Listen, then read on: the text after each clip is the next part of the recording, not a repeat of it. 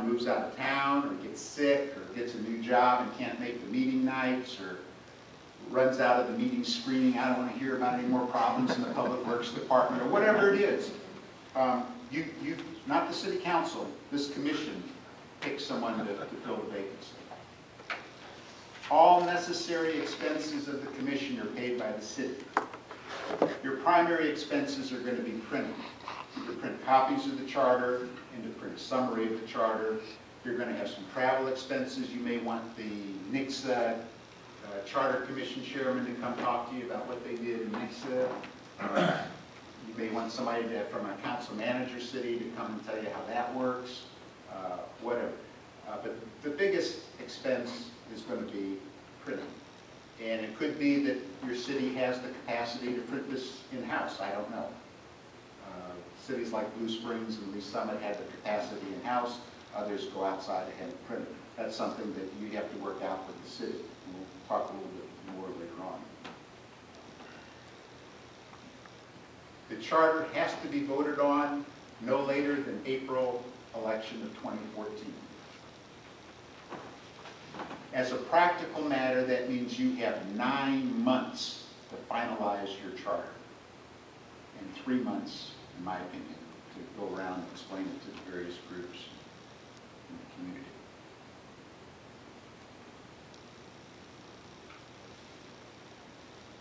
If there is a particularly controversial issue, you can have a separate vote on it. For example, in Jefferson City, well, just a little bit of the history of it, in the 70s we had a charter election, and Jefferson City has a long tradition of partisan municipal elections. You run as a Democrat or a Republican. And the Charter Commission said, no, we don't like partisan elections, we're going to have nonpartisan elections. And they put that in their charter. The Democratic Party, the Republican Party came together. They don't come together nowadays, but they came together back then and defeated that charter. So about 8 to 10 years later, when they tried again, they separated that issue. So you vote on the charter, yes or no, and then you vote on the issue, shall Jefferson City municipal elections be nonpartisan, yes or no? Shall Jefferson City elections be partisan, yes or no? And the alternative that gets the most votes wins. They did that, the voters approved the charter, and they approved partisan elections. And then about 8 years after that, they amended the charter to go to nonpartisan elections. We do things slowly in Jefferson City.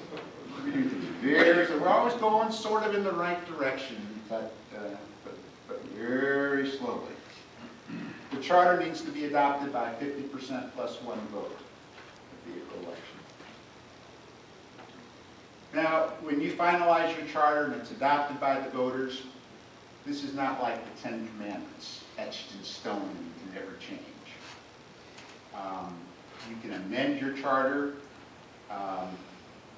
You can elect a new charter commission to look at amendments to it. That's not going to happen in a city your size, but cities like Kansas City and St. Louis or larger cities might do that. Amendments could be submitted by the city council to a vote of the people, or it can be done by petition of the people. So if you make a mistake, it can be corrected at the next election. You know, you're talking about post-charter.